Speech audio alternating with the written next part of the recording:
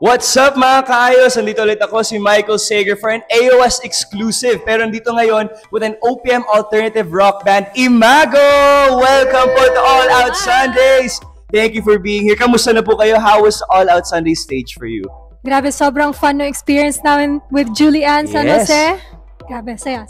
Yes, and it's an honor for you to perform here. Pero congratulations po sa new single ninyo, Gulong-Gulo. Paano ba nabuo ang Gulong-Gulo? Meron bang mga experiences ninyong lahat, tapos ginawa niyong isang song to? Anong nangyari doon?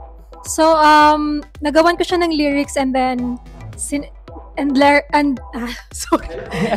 So, nagawan ko siya ng lyrics and melody and then sinend ko sa kanila and then we decided na mag-studio time, binuo, ginawa ng arreglo and everything. Hanggang sa, ayun na punta na sa recording. At yun na nga, ready na siya for everyone to hear. Wow! We had some help from our producer, si Raymond Marasigan and Buddy Sabala. They helped us record it. May tanong ang mga kaayos, saan ba magulo? Sa relasyon, sa buhay? Saan ba talaga yung inspirasyon ng kanta na to? Yung buhok ko magulo. Yung buhok ang magulo. Yun mga kaayos. Final answer.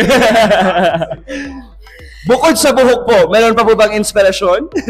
Of course, normal naman sa mga relationships na magulo talaga, nag-aaway, nagbabate. So, it all ends up na parang aayusin nyo.